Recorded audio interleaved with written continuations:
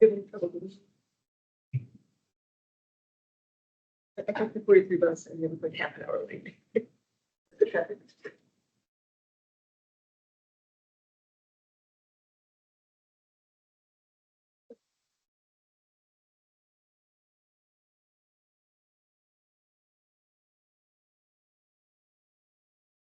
Where we were.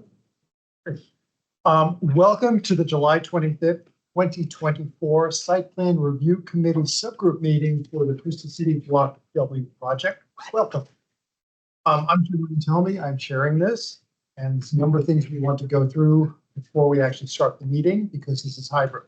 We're holding this hybrid public meeting, which enables remote electronic participation as legally authorized by the Code of Virginia per the Planning Commission's electronic meeting policy adopted on July 7, 2022. Members of this SPRC subgroup for Block W are participating both here in person and virtually through electronic means. At this time, I'd like to orient everybody to the hybrid environment and cover a few specifics about how tonight's meeting will be run.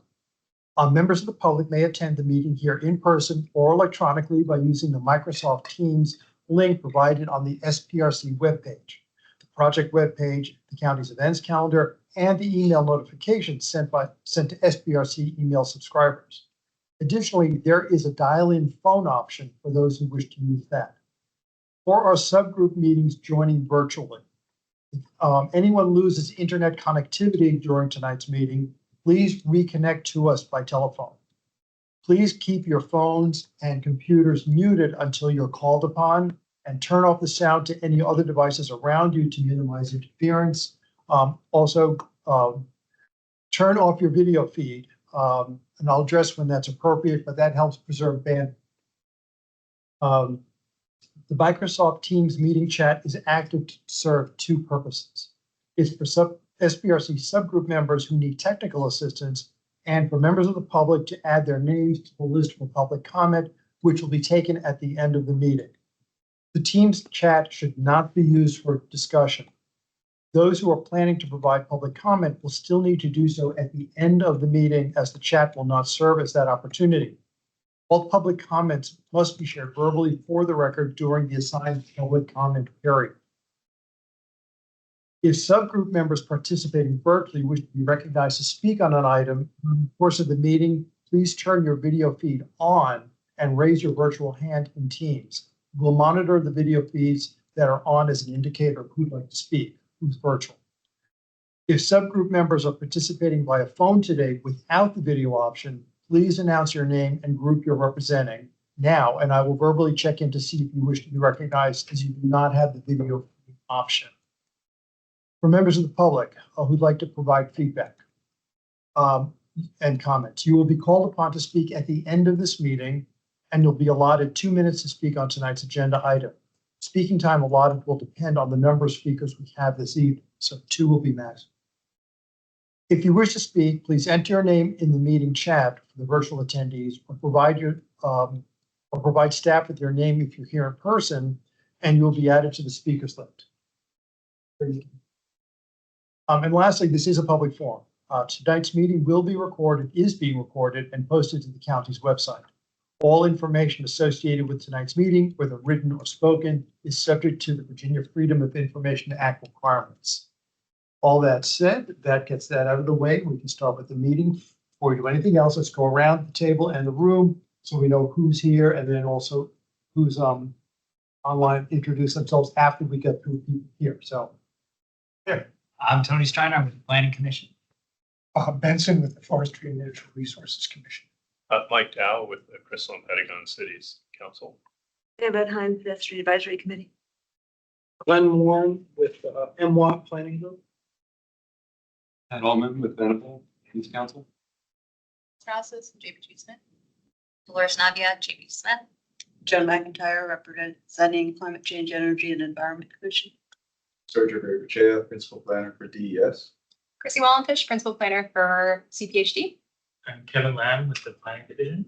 Before we go around the back of the room, microphones up here to make sure people online can hear us. Make sure you speak up so it can be picked up there. Oliver Cook, President.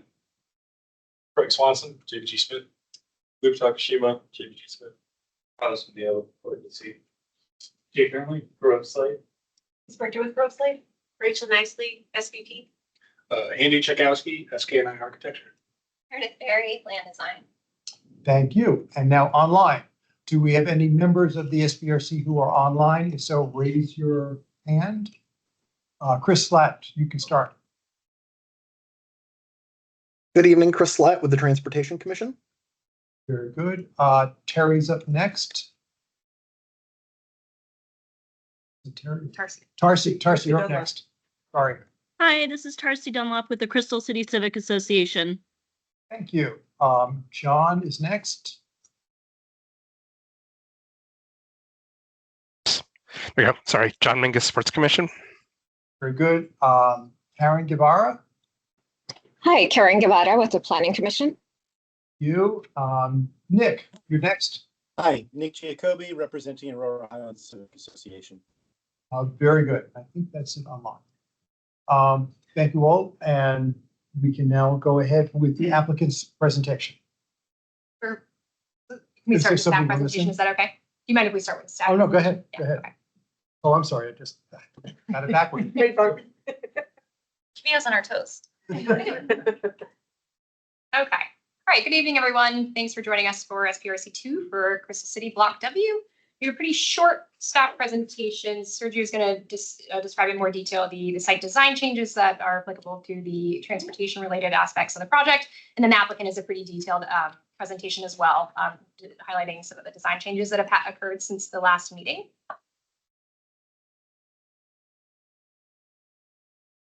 Okay, so in the staff presentation, these are the agenda topics. I do have a separate slide at the end that will pick back up after the applicant's presentation that tee up discussion topics for the SPRC meeting. But within the staff's presentation, very general update from me on project updates.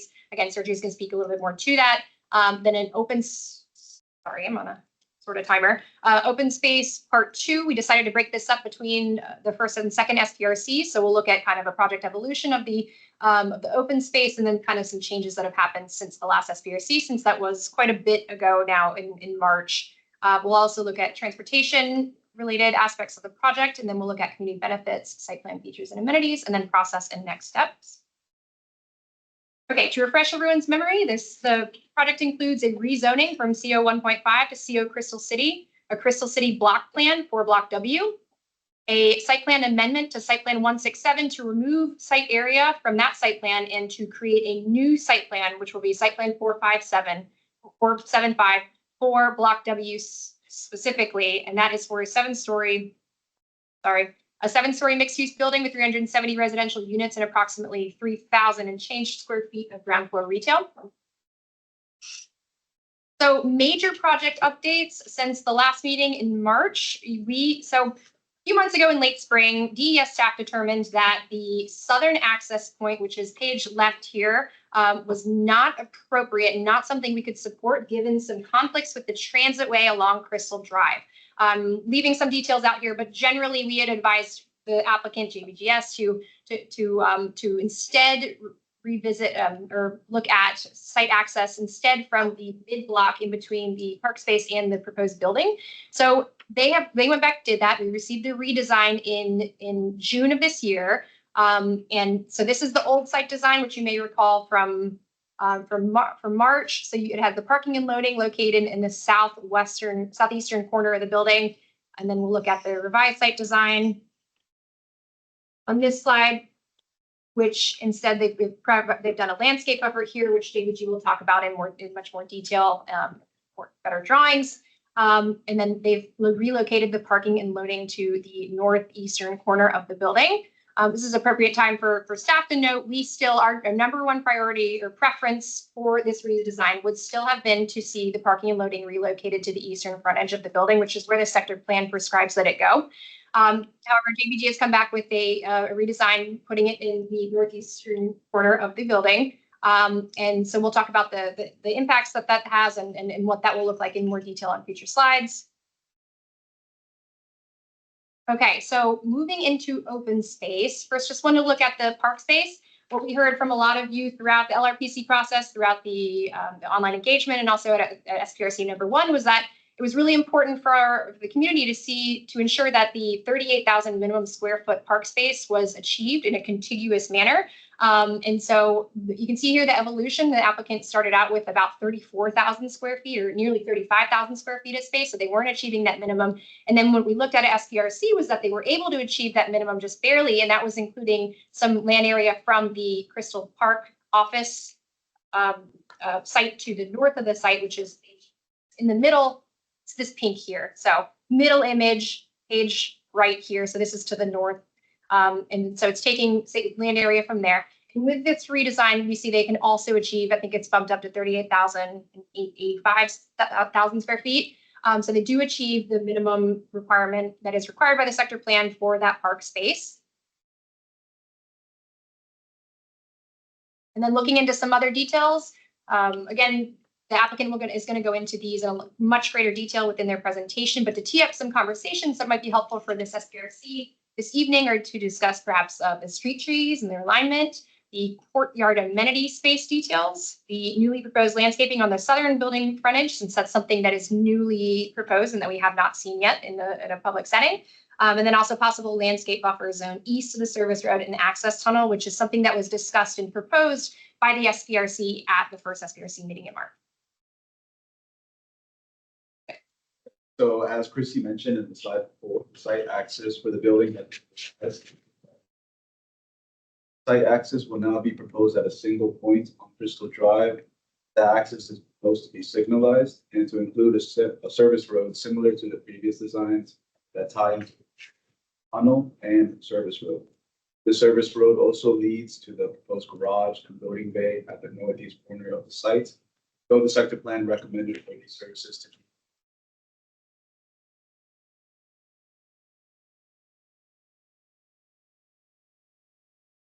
And in terms of street sections, the current designs now provide for 2 sections along Crystal Drive.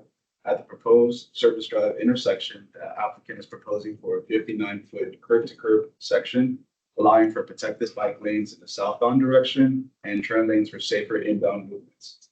Although the sector plan lacks specific street guidance for this block of Crystal Drive, the proposed section aligns with guidelines north of 23rd Street and matches the approved site plan with that the Century Center project is delivering, which is north of the site. And then south of the proposed service drive, the street section narrows by 10 feet to a curb-to-curb width of 49 feet, removing the turn lane but maintaining the protected bike lane in the southbound direction. Streetscape for both sections is under the recommended widths in the sector plan. Further discussed with the applicant. In the previous design, the sidewalk was 10 feet wide. Landscape or tree pit area was 9 feet wide. And for reference, the sector plan recommends a 6 feet minimum for both sidewalk and tree pit zone.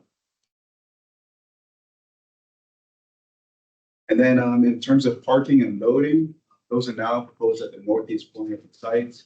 Number of loading bays remains unchanged, but Pluto spaces have been reduced from 2 spaces to 1. But previewing the applicant's PowerPoint, we can confirm that. I think it has increased to 2 spaces, but we'll see that shortly. Having previewed the redesign also eliminates 1 floor of the garage parking, reducing from 200 to 104 spaces on site. In order to meet the minimum parking requirement of 0.4, the applicant proposes 54 spaces to be in a nearby garage. According to the multifamily off-street parking guidelines, that garage has to be within 800 feet of the subject site.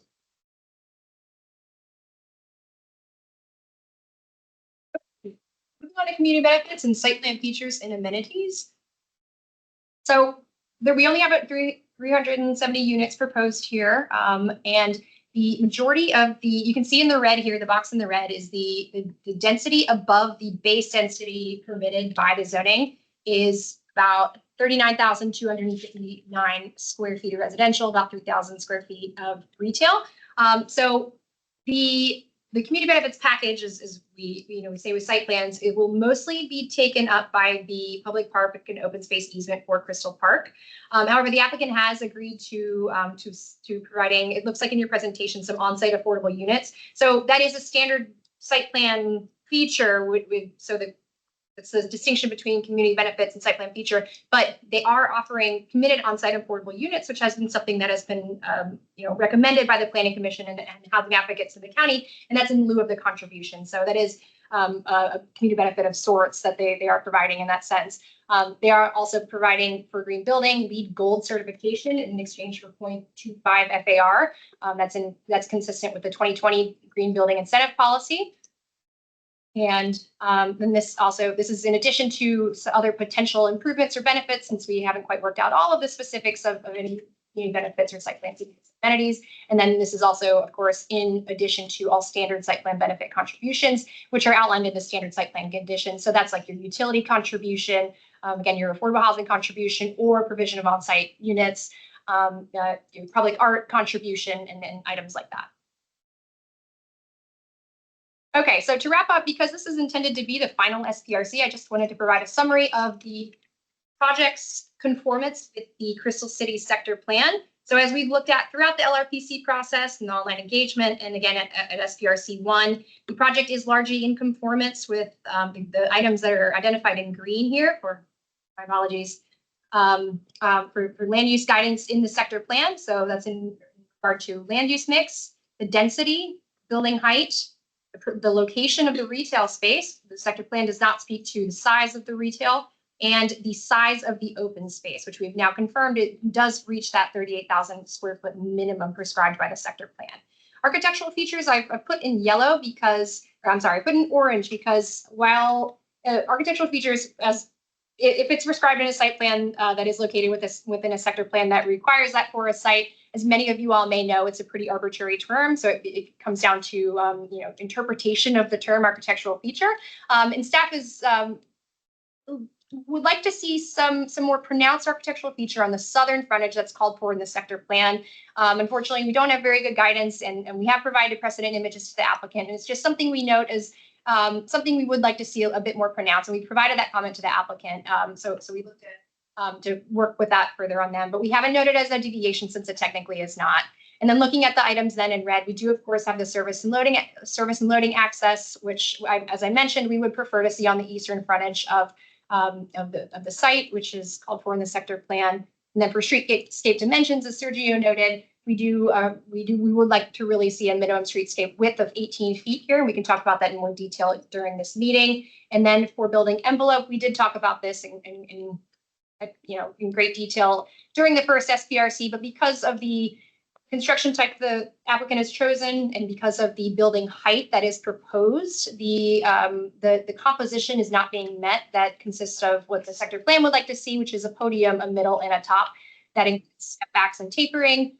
We instead have more of a block of a building, and so we do recognize, with that said, that with the 85-foot building, which is proposed, that it might not be conducive to a composition of that type.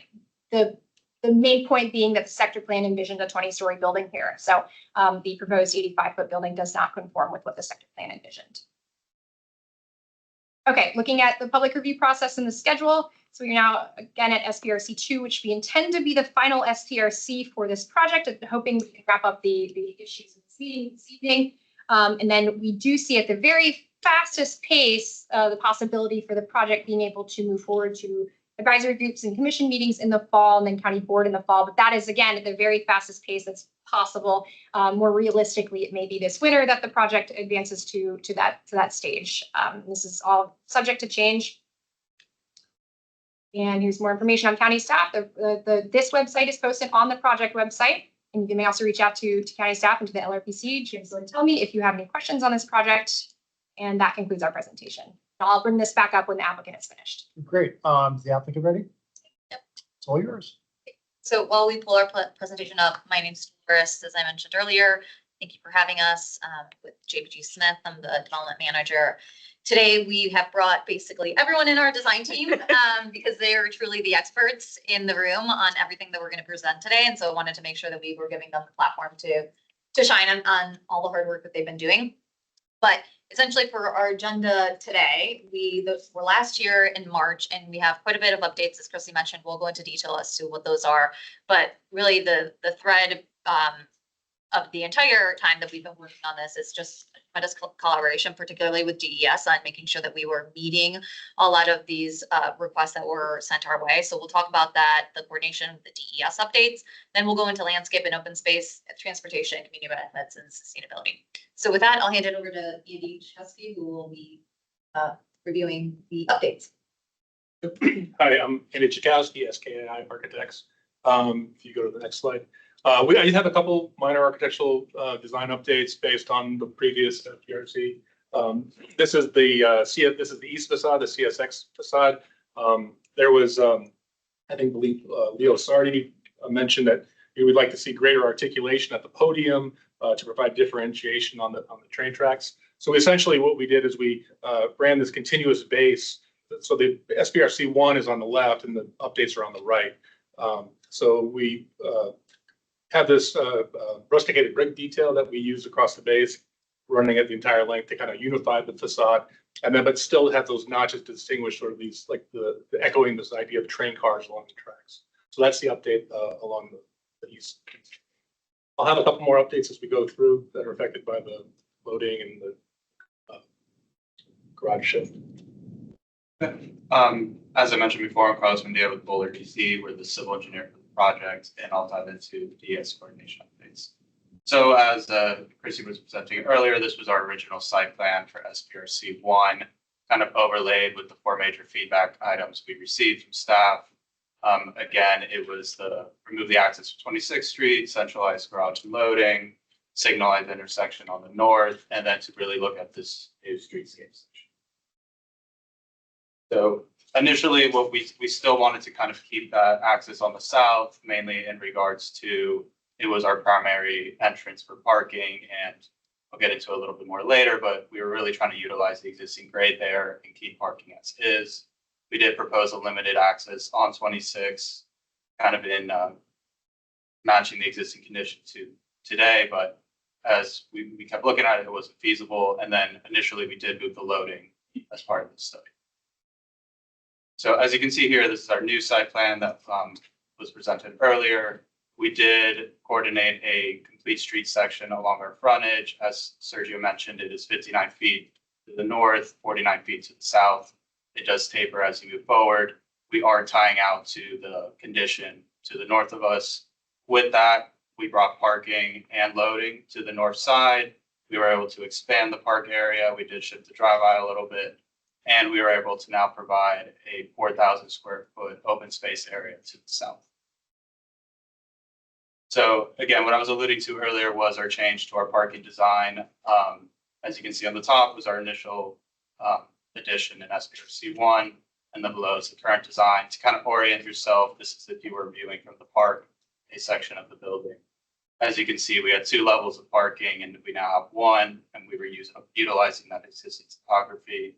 Overall, as mentioned, it is an optimization of the parking and less within the building, but as Elise will get to later, we're still meeting the overall. Andy. Yeah, so again, we updated the north facade of the building. We coordinated frontage facing the park.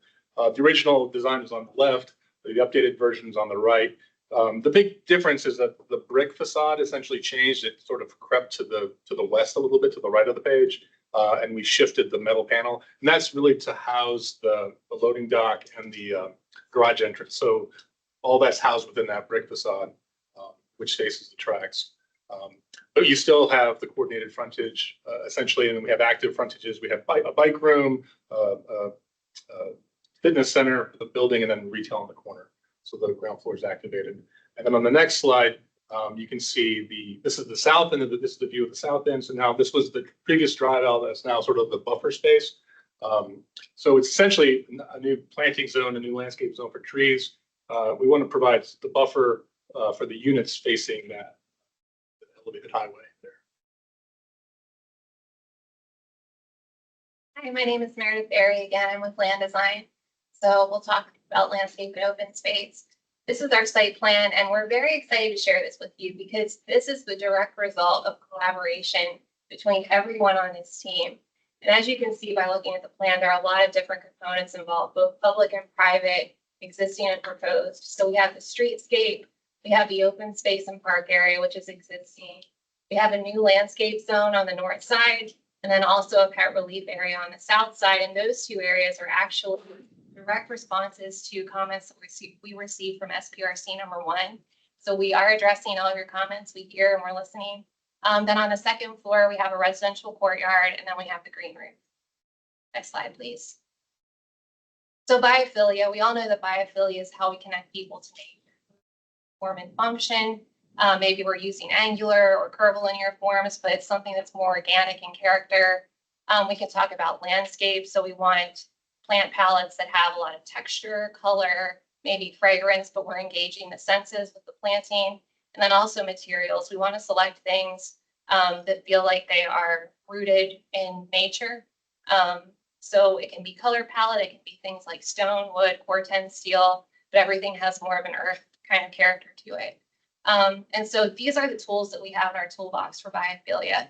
And across the design team, we have used these across the entire site, from the courtyard and the streetscape to the building architecture.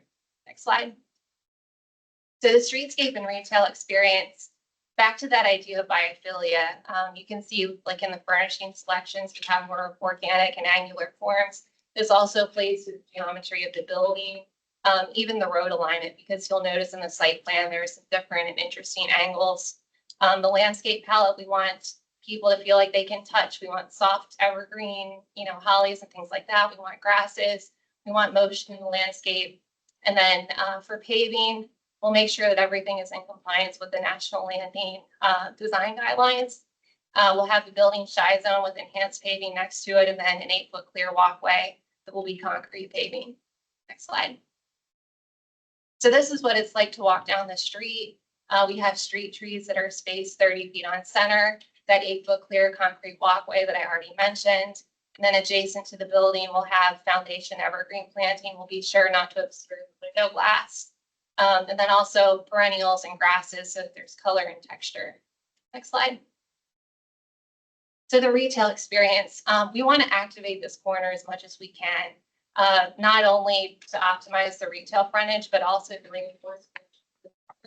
So greenery, colorful signage, colorful pots and landscape, all of that can help to do that. Next slide. All right, and then our courtyard. So this is on the second floor. And we don't want to get into the design in too much detail at this point, but you can see there's a gradient of activation from the north side where we have the pool. And then as you move toward the south, we have an outdoor kitchen, outdoor dining area. There's a multi-use lawn. And then it's gradually becoming a little bit more quiet and contemplative. We have a outdoor work area, lounge space on that south side. And then as much green as we can pack into that courtyard. Trying to balance the amount of landscape that we have with programmable and usable space. Next slide. So the open space easement, we are determined to meet the required 38,000 square foot requirement, and that's what we currently show in our plan. Next slide. New landscape zone. So again, this was a direct response to SPRC number 1. So by shifting the garage entry and the loading zone to the north side, we were able to create this nice landscape expression. We're looking at this as part of the arrival sequence. So when you turn in from Crystal Drive, you'll see the retail corner, you'll pass by the park, and then we'll have this landscape there at the far end. We're thinking maybe a sycamore grove or, a nice understory of ferns and things like that. Maybe some uplighting on the trees. Next slide. And then this was our other new area. So the pet relief on the south side. We have decomposed granite pathway, lots of landscape, shade canopy trees, artificial turf for the dogs to run, some Adirondack chairs so people can hang out under the shade. And it's a nice amenity area for both residents and also the public. Next slide. And then our green roof is just under a ½ acre. Next slide. And then we just wanted to end this section again with the site plan. So you can see there's a lot of different layers to it. And again, it's the result of everyone on this team collaborating, trying to make this site as green as possible from the ground up. Great. And then I'm Felice Brito with Grove Slate. I want to talk about the transportation elements. So I wanted to just zoom out for a moment and just kind of reorient ourselves City. So I think we're all familiar with the area, but we are in a very walkable, bikeable location within Crystal City, about a half mile from both the metro station and the existing BRE station. Metroway does travel directly adjacent to the site of Crystal Drive. Wanted to highlight just a few of the transportation improvements and kind of planned improvements coming to the area. The CT to DCA pedestrian bridge is fully funded as of recently, so it's very exciting. So that'll be coming it'll be touching down on the Parks block just about a quarter mile to the north of the site. In the same location as the new VRE station that's going to be shifting south of it. And then of course, just the transitway extension over to Pentagon City as that evolves with its dedicated lanes. And then just walking again around the site one more time. Again, we've talked about the pit stop access is located on the southern end of the site. Walking up Crystal Drive, we've got the residential unit entrances, the primary Crystal Drive entrance a bit to the north, the retail entrances on the corner of the service drive, and then turning onto the service drive, we've got secondary lobby entrance. Kind of between a couple bullets there, we've got the pickup and drop off area, which we'll talk about more on a later slide. Bike storage access, which again we'll talk about later, and then as we've discussed, the garage and loading entrances shifted to the north side of the service road.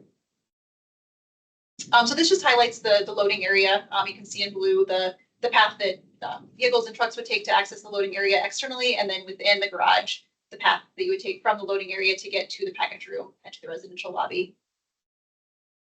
And then with this slide, we want to just highlight the bike room location. The bike room is provided at the ground level, which is a nice amenity for residents. We've got two bike room locations. One is along the building frontage, along the service drive, and then there's another one internal to the garage that you can access either through kind of that external kind of facing bike storage room, or you can access it through the garage. And then this shows parking again. We've talked a bit about it, but we've got a 0.4 parking ratio. So we've got about 104 spaces on site, and then up just to the north on the parks, and within the parks, the existing parks garage, we have another 54 spaces. So we can actually, on the next slide, you can see here in the light blue where the P is, that shows where the vehicular entrance is to the parks garage. And the purple lobby arrow there, just above that, shows where the pedestrian entrance into the lobby would be. So that's about, as the crow flies, about 400, just under 400 feet between the proposed building and the parks garage, and then walking distance, I think it's just over 500 feet. And then Carlos discussed it a little bit earlier, but this just shows our updated cross sections. So you can see at the southern end of the site, we've got the three-lane cross section, and then to the north, through coordination with DES, we've arrived at the 4-lane cross section, which ties into, as I think Sergio mentioned, some future plans for the site up at Century Center, and then just kind of cleans up some of the section along Crystal Drive in this area as well. And then finally, just kind of focusing in a little bit more on the service drive. We've been working with DES on this as well. As Sergio mentioned, we do have, we're showing here 2 pickup and drop off spaces located along the service drive. We're also porting in this area a little bit further just to better define the area. So we've got stop bars here just to make sure that kind of those internal operations on the service drive are intuitive for everyone. We've added some striping along the service drive at the loading area too, just to kind of better define that area so that that's intuitive folks driving through. And I think the idea with the pickup drop off is just to have that well signed so that people know where that's going to be located if you're on Crystal Drive and you know where how to get to those spaces within the site. So from a community benefits perspective, we'll be providing the items that are listed on the right-hand side in that box, your traditional contributions, public art fund, the utility underground contribution, the TDM plan contribution, the park easement, as we've mentioned, for 38,000 square feet, the lead goal, and then finally the on-site unit contribution, which is one that our team really fought for to make sure that we could make happen here, because traditionally our firm has put the contribution into the fund, but wanted to make sure that we have that available here for folks that would be living in the neighborhood. And then in terms of additional public improvements, that's one of the things that we wanted to call out in terms of what our development team has committed to, that typically would be included as, probably part of the community benefits, but in this case, we're not getting credit for it because we're not seeking additional density for it.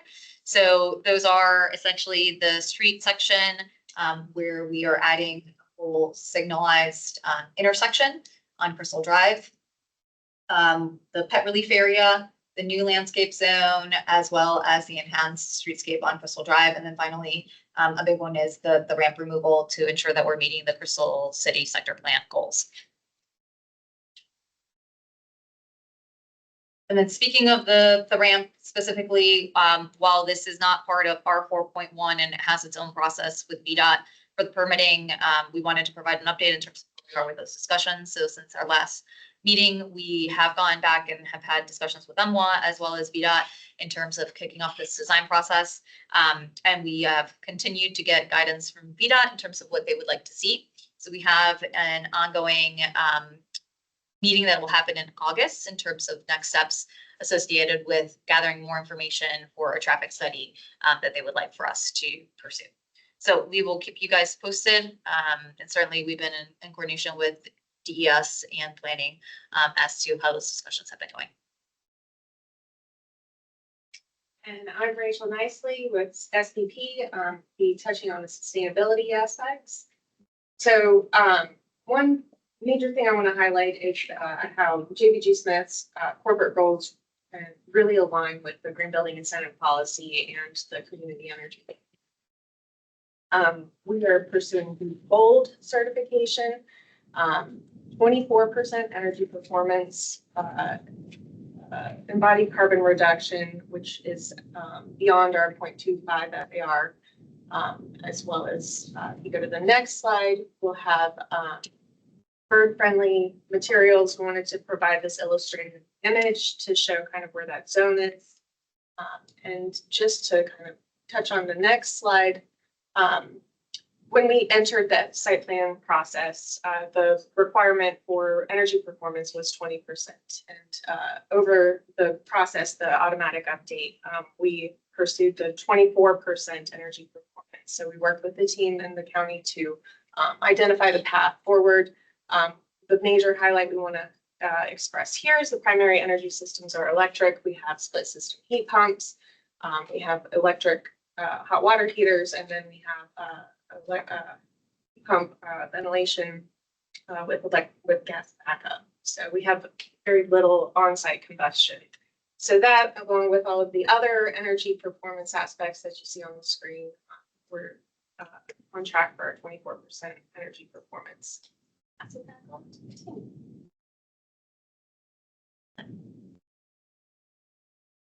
Okay, thank you. We can now move on to the SPRC discussion.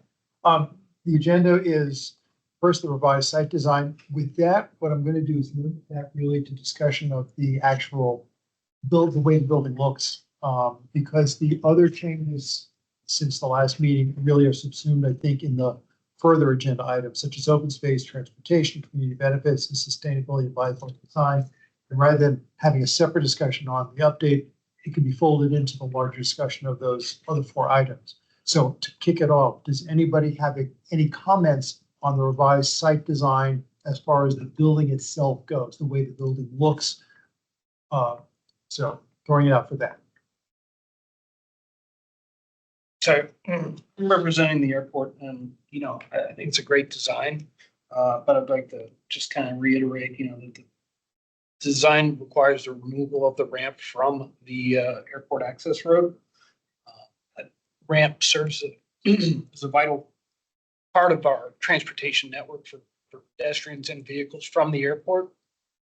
I understand there's a study forthcoming for that, but going forward, airport traffic is going to grow. That'll be part of the transportation discussion. So thank you. Raise that. Remind everybody what the building looks like. Talk about the architecture. So thank you for looking at the ideas we discussed last time. I feel that, and I hope you feel so too, that it sort of anchors the building down a little bit more. The elements become more articulated, and it sort of is more successful. Thank you for doing that. I really appreciate it. I think that's about it. I guess I have some questions about the south, but I think that's open space, so we can talk about it. Okay. And yeah. Well, I for one like the side of the building looks like a train car. Right, I think you liked that last time too. Yeah. Really like but now we got it on the other side. Yeah, I really like it. As far as Yeah, Okay. Nick, your hand is up. Yes, thanks, Jim. I think the architecture looks great. I think there are a lot of improvements. I Speak have a a little question louder. about, sorry? We're going to try to get your volume up a little. Hold on. Okay, I'll speak up as well. I think the architecture is much improved and the building looks great. I have one question on the north facade where you've increased the amount of brick. It appears that the number of balconies has decreased. Is there a reason for that trade-off? Thanks.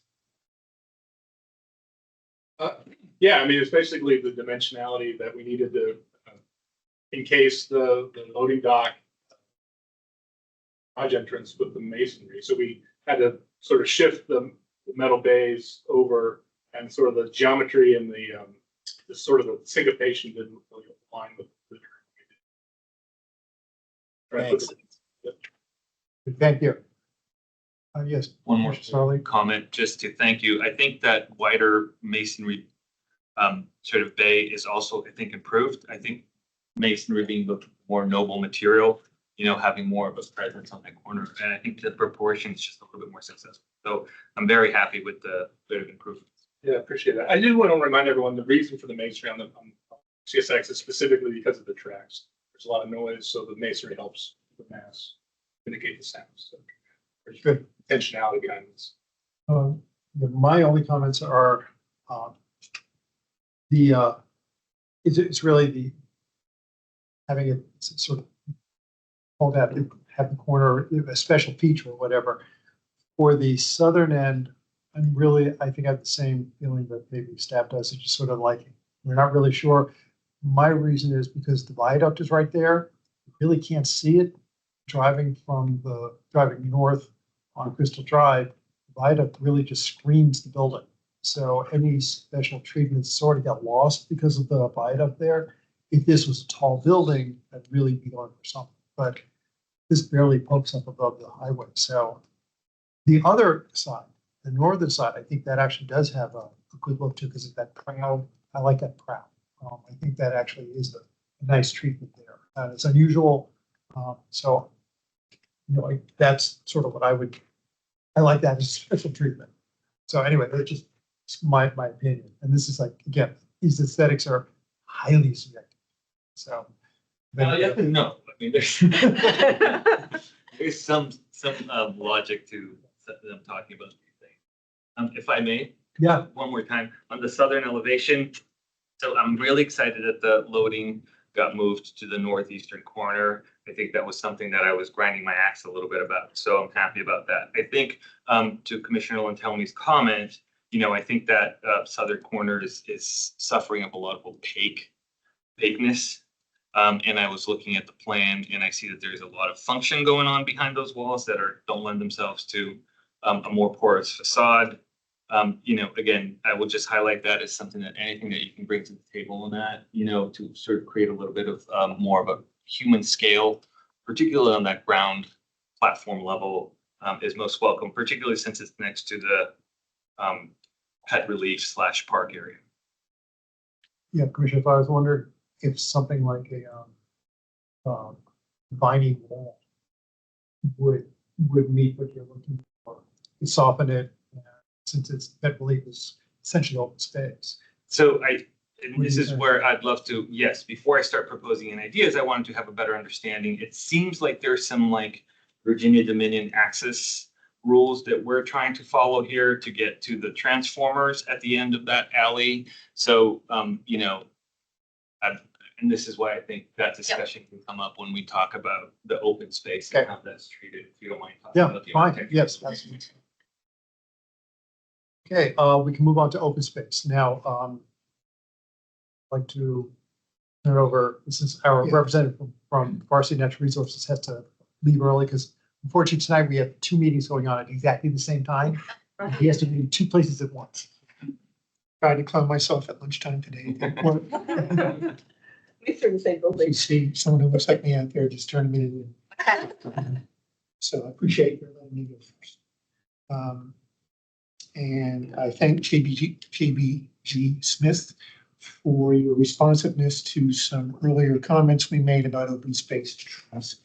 especially the imperative to meet the 38,000 square foot area for the park. I'm going to run through just a bunch of comments and quickly in no particular order, importance. I want to start with my commission's standard but important mantra that our tree canopy in Arlington is in decline, and the installation of more shade canopy trees should be a primary goal here. There are many good things included in this plan to meet that goal, but we think that more can be done. And just a note on biophilia, a lot of great pictures. If you get down to the meeting that's happening downstairs, that is ground center for biophilia advocates. But a lot of times we see that biophilia starts to merge too much into design of hardscape. And for us, in my commission, biophilia number one is trees. So the word trees wasn't on that particular slide, and I just want to, that's where we're coming from in the comments I'm about to give here. First of all, we appreciate the innovative thinking to get more green space, but we are disappointed that our suggestion last time to consider raising the height of the building, increasing the pediment to support that as a way to get more green space, and also to extend the service road up the east side as staff noted, were not presented as options tonight. My commission still believes that a taller building and a more wooded enclave would be a much better design. And we still think that that is doable. That said, we appreciate the creative design that brought the mini park on the north side to that 38,000 square foot. While realizing that the ultimate decisions about what goes on in that space will be made later, we want to be on record that we think that the future design should not have so much recreation space that trees and landscaping are given short shrift. I think that should be the focus of that area. And we think that because there are many recreational opportunities throughout Arlington. It's a small county. And at this point, every tree counts. So future reference, that's how we look at that open space. The new landscape zone along the eastern border is terrific, provided that it actually comes to pass. Notice there's an asterisk there. I don't know if that has a meaning or not, but I want to emphasize that that space for mature trees is really essential to the success of your overall green space design. So I hope it stays. Regarding street trees, again, we appreciate the inclusion of street trees all along Crystal Drive, but we remain concerned that the 5-foot width of the tree planting strip is too narrow for optimal tree growth and survival, especially since I assume that the future objective is to have a shaded boulevard, Crystal Drive, not just a bunch of small trees next to the building. So my commission recommends that the sidewalk width be reduced to 6 feet, which one of your pictures actually shows, and that the trees and landscaping along Crystal Drive be maximized, space for that be maximized to at least 7 feet, with big trees and extensive understory landscaping installed there. If you're really stuck for space, maybe cut back on some of the landscaping right adjacent to the building, which I'll have a tough time. Put more of that in the streetscape space where the trees are. With regard to the shaded dog park area, it is a very clever option. And it looks real good in your artist conception picture. But the reality is that it's a small parcel that's in the shadow of that airport overpass road has been made before here. And that definitely is going to affect the long-term survival of trees and shrubs that are planted there. My commission also is concerned that the creation of a dog park not be good for the trees or other landscaping. This is why we supported putting the heavy access vehicle loading dock on the southern side of the building in the first place. We recommend that the county still consider that option. And also whether there needs to be a dog spa at all, given the possible impacts on the relatively limited green spaces in the overall design. The central courtyard and green roof are excellent. We applaud JBG Smith for these elements and other commitments to sustainability. We know that this is a very important part of your company mission. We do ask what plants will be considered for the green roof. Will it be flats of sedum or maybe enough roof support to allow planters with soil, grasses and shrubs, and whether our residents will actually be allowed to go up there and enjoy the space.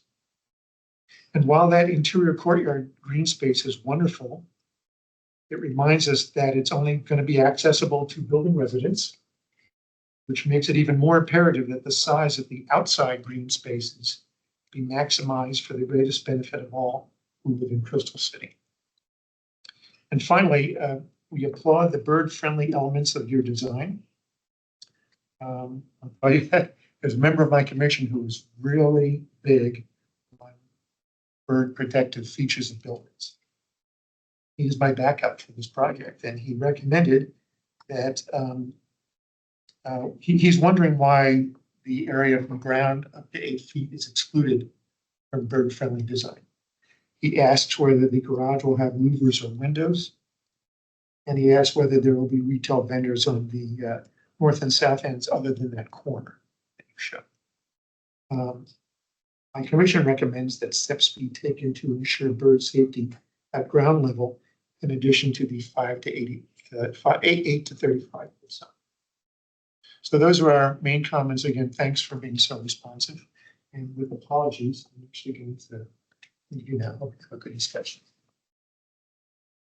Yeah, other comments on open space. That includes street trees, the southern landscaping, and potential landscape buffer zones, and of course, just the park. 30,000 square feet. Ms. John. Yeah, I kind of concur with what Bob said, especially making sure that there's plenty of room and space for trees to actually grow. So, thinking about, what's really necessary for trees to survive in this kind of urban environment. I do have a little bit of a concern about the artificial turf, just because it's plastic. It would be non-recyclable. I think it's certainly for sports turf. There's growing questions about whether or not that's healthy for kids, and of course, then being environmentally problematic is something that would really ask that you reconsider that and think of more natural turf area for that area. More broadly thinking in terms of finding a way to measure or look at the amount of green space and its relationship to the urban heat island impact, and what other kind of steps and measures you're going. Again, it's a dense urban area. Temperatures are only going to get higher. We've had record-setting heat just this past week, so this is pretty critical. So I think, there should be an assessment as you're doing these designs in terms of how it actually is going to help lower the urban heat within the area, and making kind of design choices that would really make the area as cool as possible in a period of really warming temperatures. Okay, others. I guess my comments on, I heard Forestry and Natural Resources concerns about the dog park. Those are valid concerns, but I would hope that you could find a solution that will keep the trees from being destroyed by the dogs. But I understand why you need a dog park there. And dog parks are always something that's more than an amenity at this point. It's something that we do really want to see the owners provide for in some way, because the dogs are going to be there. Whether we like it or not, they're there. And we don't want other spaces that aren't supposed to be for dogs end up being taken over by dogs. So by having something that's really dedicated to them, I think that really helps all the other spaces be well. So it's a challenge for you, but it is an important one to make that balance that the trees do in fact survive in some way, to either fence them off or be dog tolerant. I'm sure that you tend to hire very good landscapers, landscape architects.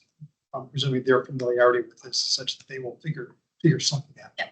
So, but I strongly encourage you to figure something out, so you could have both. Yeah.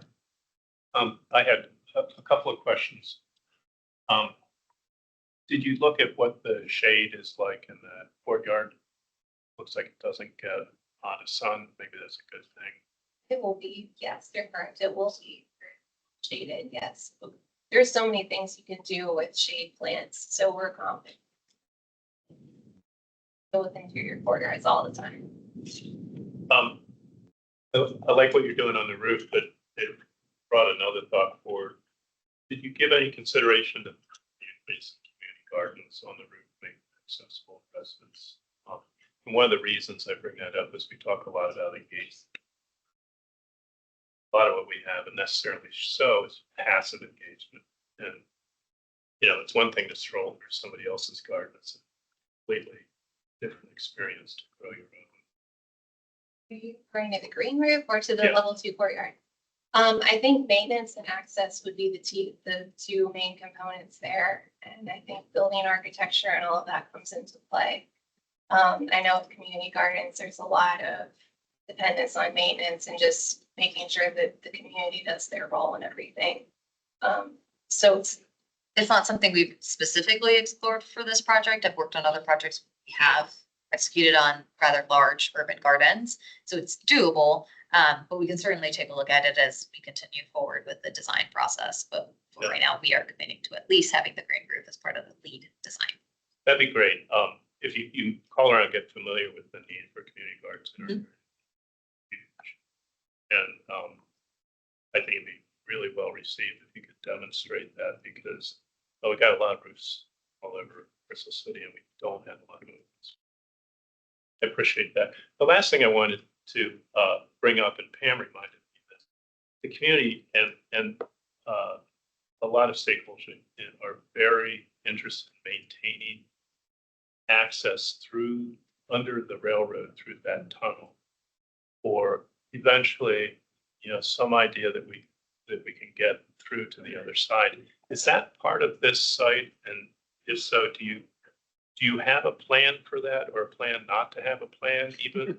Yeah, so it is part of the site, and we're not impacting the ability to get there at all. That's part of the, and we don't have it up, but part of the way that the service road works, that Right. there is that access tunnel, and that will maintain. Okay, thank you. Thank you. Let's see. Main questions are about the courtyard versus the green roof. So the courtyard is on top of this. Okay, and the green roof is on top of the 7th floor? It's in the roof. Okay, and people can access obviously the courtyard. And Correct. how do they, just from the 2nd floor somehow? There are multiple doors to get out to. Okay. Yeah. It's just common amenity space, and there will be also building amenity that kind of works in parallel with the courtyard. I think it's a great design on the 2nd. Wonderful. And the green roof is not accessible to residents? Not as of now. Okay, and looking at the diagram, is this just one dimensional? I was trying, it took me a while to figure out, oh, this is on one floor and that's on another floor. Yeah. But the green roof had a lot of white around it. Can you plant more up there? A lot of it is, do you want to talk about mechanical? Yeah, that's where the outdoor units will be installed essentially. So- Okay, that's, you've optimized as much as you can. And speaking of community gardens, I'm wondering if you could use some of the space on the east side for community gardens? On the northeast? Well, the east side, by the parallel to the railroad tracks, the guns goes up east. Maybe there's some space there where people could grow things. Yeah. Just to clarify, are you referring to this space or the new landscape space? South, next to the building, south of the new landscape zone. Literally next to the building. It's where the access is for the Yeah. fire. I think it's pretty tight there, but we can certainly take a look if there's any additional. I think we'll have to work with the fire department just to maintain. Yeah, the, you know. I also do want to clarify the asterisks were additions since SPRC 1. So we just wanted to flag Those are intertwined. I want to double down on the point that I think that having the roof be accessible, you know, I don't know the extent that you can have it benches. I'm not sure what the extent would be, but I think, you know, we'll love the rooftop views around here. and being able to walk around or just sit in a green area, a green space in the middle of Crystal City like that, I think could be a very strong amenity, even if there's no community garden at the very least, you could be sitting there. So I think that that's something that you all ought to look into.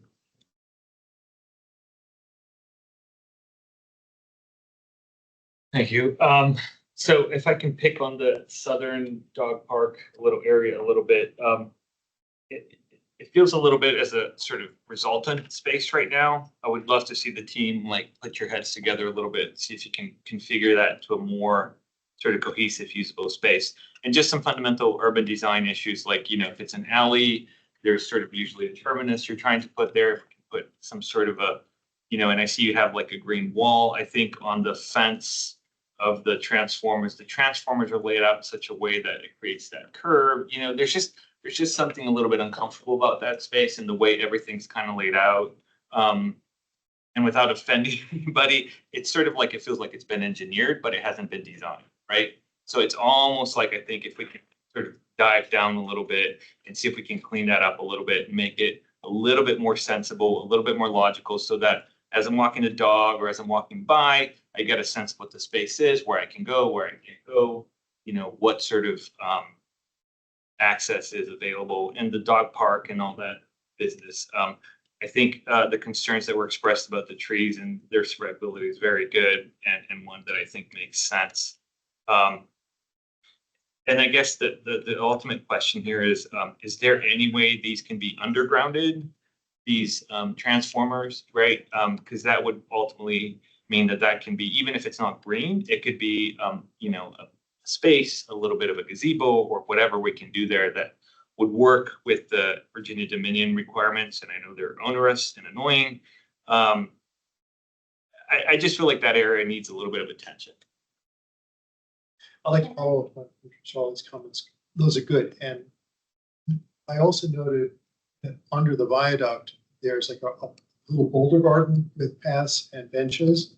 If that could somehow be integrated, referenced by this part, you know, by your little southern area, rather than have them be utterly completely separate that don't even touch each other. Think that through, because then that really expands the usability and the look of it.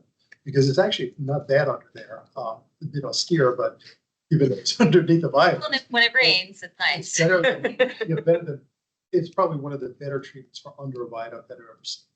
So it gives you an opportunity to work with that too. For sure. I think we can be responsive to what's currently there and make sure that, you know, it's designed within the requirements, Leo, as you mentioned. They're very specific of what's required and what's needed. So Meredith, I don't know if you had any other comments, but I think we took out a lot of like what we were thinking in terms of the planning here out of the presentation, just given the amount of information that we wanted to share and had. But yes, we are thinking about how it all cohesively works, and this is just a preview. But yeah, I did want to comment too about the remarks about the dog park area. I just wanted to clarify the reason that it is laid out the way that it is we have to provide an access path for transformers. And so right now we have 14 feet of access there. We're using decomposed granite, so it's a permeable surface. And then we have landscape on the other side. The artificial turf was selected because we have to have some kind of surface that a truck can drive on. We need a 30 by 40 foot green area. So that artificial turf can be reinforced. If we were to use like regular lawn or something like that, it wouldn't work. So it is engineered to a certain extent. We have to make all these pieces and parts work together. But we'll certainly give it another look. And yeah, about that with the design. we wanted to at least provide something for the community because we had to meet all these requirements with demand. At least we could. But I've seen rights of way that are only used by a truck, like a fire truck or utility truck, that have like these square blocks that are lined up, concrete blocks that are planted in between. I think even the airport has one at the southern end off the parkway. Yeah, the Cross-Creek. Yeah, that so you can plant within that, and it does give honest to God green rather than plastic. So that's something I think we're not opposed to it yet. We've looked at it. We have it as a stock. So. And then also for a plug, just so everyone knows, staff has previewed, so we do not allow typically above ground transformers. It's a standard site plan condition that they're not allowed to have unless it's properly screened from visibility from public right of way. So this is a comment we gave the applicant during their previous design when it was much more visible. So the dog relief area may be a way to screen it better, but this is a conversation we're still having with them as to whether it's appropriate to place above ground in that location. So we'll have to see more detailed renderings and of that elevation to ensure that we support that as well. And then if I may, we have Max Ebert on the line also from DPR, if he wants to speak a little to the dog relief area, since that is a revision since the last site design that you all saw and that we saw. Yeah, so dog relief areas are something that we've been implementing a little bit more in our parks recently, or I should say adjacent to some of our parks and plazas recently, mostly near residential buildings. Owners take their dogs out, they go pee at the nearest building or at the nearest kind of planted area. And we've seen a lot of issues with landscaping where the plants are dying off, trees are dying. Sometimes they go near and where people are sitting in their recreation areas. Dogs can't read, they don't have the context of social skills that humans have. So we've been kind of implementing some of these pet relief areas as a kind of a signifier for pet owners to take their dogs to them and to create kind of like a normalized space for them to go that is away from where the recreation uses are and stuff like that. In this instance, we wouldn't be, as Kristen mentioned, this dog run also serves kind of a dual purpose and how it's kind of imagined right now, and wouldn't be something that's managed publicly, but we would lean on the developers to maintain that space if it were to kind of materialize in this way. One question that I do have with this proposal is there like a back exit that goes to that space, or would would dog walkers have to kind of walk around the building to get there? So there's an exit right there, Okay. which is felt like it was appropriate to put it there because it would be easy for residents to go out. And like you said, the dogs will release them, as soon as they get out. So that was kind of the thought behind that. Yeah, exactly. I just that clarification is helpful. That was the only concern that I had with having it located there, because they're not making it all the way around the block, but having an exit right there is really helpful. So, yeah, thank you. Happy to answer any other questions about kind of these things that we've been experimenting with lately in DPR. Thanks, Max. No problem. I just want to associate myself with Commissioner Lantelmi's sentiment that I think these things are a little bit like good friends with good neighbors. I know that there's a lot of people that would be frustrated if they didn't have a pet relief area, the neighbors and so on and so forth. I think it's a little bit more than an amenity indeed. So yeah. Somewhat different issue that came up last time. Eric Castle wanted a train watching station. Any chance it would be in the general area of the new landscaping area on the northeast corner of the building? Doesn't need to be very big. We certainly looked at it. I think for the benefit of most folks, we felt like having more trees and plantings and things like that was better. We can take another look. I mean, even if it's putting a small chair there, then we're not going to say no. But we did take a look at the dimensions and felt like it was probably best to do more of a passive activation there. Something would be nice. I mean, it's a great train watching spot. You're right there. Yeah. I'll walk over to watch the train It's not and enjoy the shade from the canopy. Right. It's not fenced off. So. But remember, just to the north is the nice promenade from the new aquatic center. That is spectacular. Yeah, I do that all the spot. time. Yeah. It's raised up, Yep. clear view, all the tracks. We do have it already. Anyway, anything further on open space? Sure, okay, online, Max Ernst? Yeah. Hi, yeah, Max from DPR again. Just one more comment that I wanted to provide. And this is for the developer. In your precedent image, I think you have it labeled as dog run for the dog relief area. That's just a term that we use as like an official term in DPR, and it could be confusing for the public to have it labeled as such. So if you could either find a different precedent image or label it differently, that would be helpful for everyone. Thank you. Thank you. So should we then wrap up open space and move on to transportation? Okay, transportation. We're looking at ramp removal issue. We're looking at changes to the site access. That's now the relocated loading dock. Street type dimensions, that includes sidewalks. Parking and loading, that also is part of the site access. So let's have at it. Any comments? Yeah. And then Mr. Slat after me. I was not aware of the change in the sidewalk width or the landscaping width until I looked at the slides last night, and I was horrified. I can't believe your zone 2 feet and the landscaping zone 4 feet. I think that is totally unacceptable. In your slide, the staff slide, you showed a Crystal City sector plan sketch that has a very wide total sidewalk. See, it's north of 23rd, but probably should have something similar. There's plenty of room for a nice wide sidewalk and a nice wide landscaping zone. So that would be good. The Crystal City multimodal transportation study had recommended a 10-foot clear zone on Crystal Drive and a 6-foot minimum landscape zone, and you're not meeting either. But mainly it is how important that sidewalk is. It is the critical pedestrian connection in Crystal City. It goes from Route 1 in Glebe all the way down to the end of Crystal Drive. You can continue directly onto the promenade and go all the way down to the aquatic center. Eventually, you can walk all the way over to DC. You can turn right when you get to 12th Street and go all the way to 12th and Hayes. It's wonderful. I use it all the time. It is flat. It is accessible. There, you have almost no intersections that you have to worry about. It's great. It's relatively green, and most of it is relatively wide. So I beg you, get that Genevieve back. It is absolutely essential for that area. The other thing that is, besides the clear zone, the importance of the landscaping zone. I was thrilled that it was 9 feet. That could be a bit much, but think of it also as a potential green ribbon.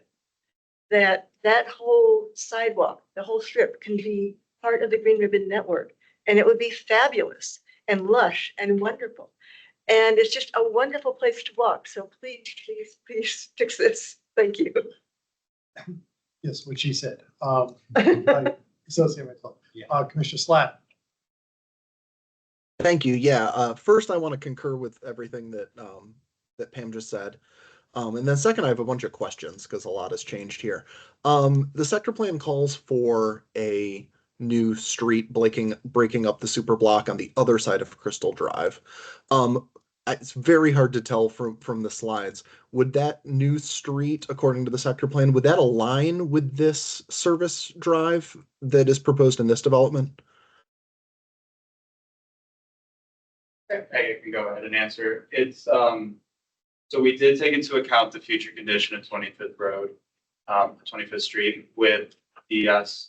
In that regard, it is not perfectly aligned, but we did design it and place it in its current location to fully work with the future roadway.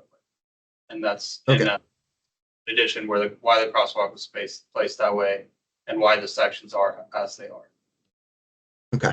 And then I note there's an existing garage entrance over there that seems to fall within the functional area of this new traffic signal, which is generally not something that you want to do. Is DES comfortable with that garage entrance so close to the new signalized traffic signal, but not actually controlled by the new traffic signal? Yeah, good question, Chris. We have asked the applicant to study if that would in either way help or degrade operations of that signalized intersection for the service road. And in doing so, if you include that driveway, we would get some negative impacts to the transit way. So it's like adding another phase to the intersection. And it kind of brings us back to the issues we had at 26th Street when there was an access proposed there. So in order to kind of optimize the transit way and its headways, it it doesn't benefit us to include that driveway there. And it really just serves that building, so a bunch of passenger vehicles. Doesn't seem like it's a good access to signalize at the moment. Thanks. My next question is about the proposed protected bike lane on the west side of Crystal Drive. The renderings that are shown can't be right, I'm hoping, because they seem to show it just like slamming into a couple of curb extensions and disappearing a couple times. Can anybody speak to what is going on over there? Is this just bad renderings? So Chris, what we had initially coordinated with DS there is probably a cut through those bump outs. Recently, we got additional feedback and we will remove the bump outs. So it's consistently through. We just, again, this has been a lot of iterations. So we will be full bike lanes. There won't be obviously running into medium, as you know. All right, cool. And then I think finally, I went back and looked at the online feedback from this site from many, many months ago. And a good probably 50% of the comments on transportation were from members of the public calling for protected bike lanes in both directions in this section. And I just want to speak up for that. I know the Crystal City Bike Network, settled on this one-way pair situation, but the Crystal City Bike Network was about what can we accomplish in 4 years. It wasn't about what's the best way to lay out bike facilities in Pentagon City and Crystal City for the long term. And I don't think anybody thinks the one-way pair is the best way to lay out bike access in Crystal City over the long term. So I think it's really important. I will also note that Crystal Drive is a priority bike corridor in the bicycle element of the MTP. And I will point out that a northbound protected bike lane here actually has independent utility, whether we ever complete northbound protected bike lanes on the rest of Crystal Drive, because that access road behind the existing buildings on the east side of Crystal Drive is regularly used by bicycle traffic to safely and comfortably move north on Crystal Drive. There's a lot of stuff on the east side of Crystal Drive that people need to travel north to get to. I think it would really help get people from 26th Street to that access road that would have a lot of use. So I think that is an important further consideration. It really feels right now like we are giving up a whole lot in order just to have this left turn lane for the new access road.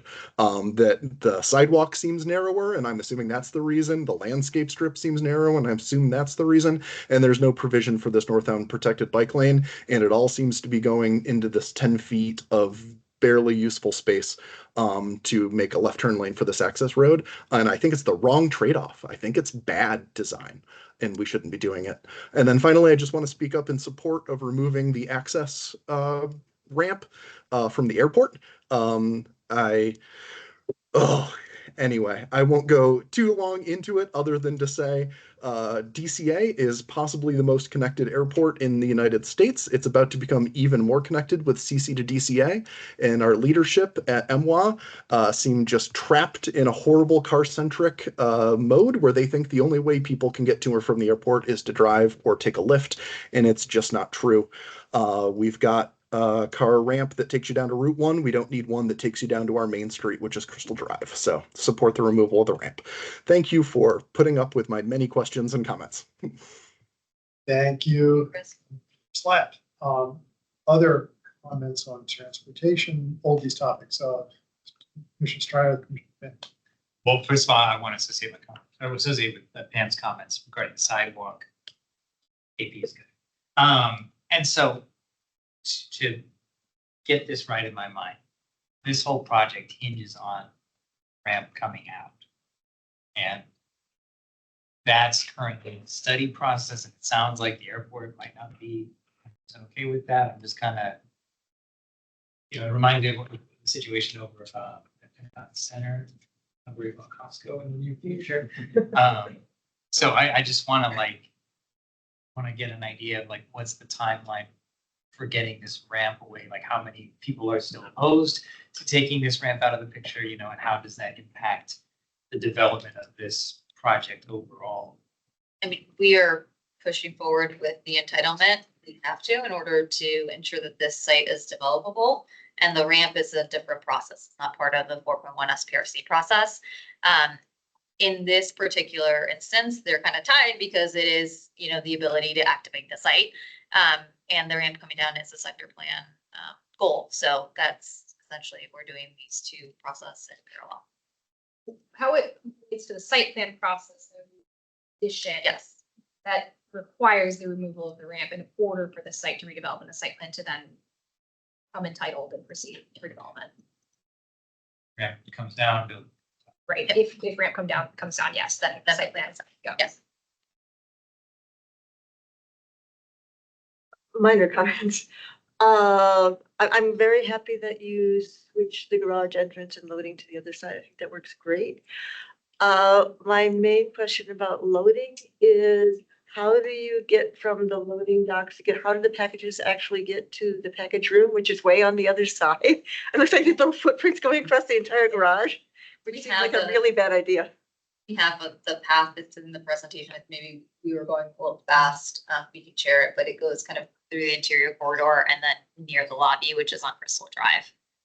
And you are, you're also in competition with drivers in the parking lot as well.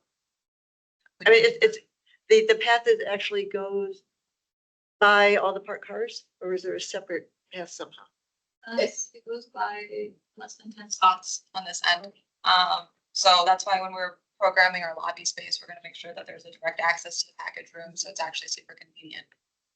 Okay, that's like, my other question about access is how cyclists get into the bike room and how many doors and things do they have to go through to actually get to the bike room? So that can be a real problem with a bike. Yeah, I hear you. I think one of the things that we were excited about when we did move the parking and the loading up to the north is the ability to have an entrance on grade here. So that we did add that additional for the bikes as well. So but the bike room is we have two. Yeah, two bike rooms. Yeah. So the first one's easy. And that's too. So okay, but what are the doors that they have to go through to go into the different bike rooms?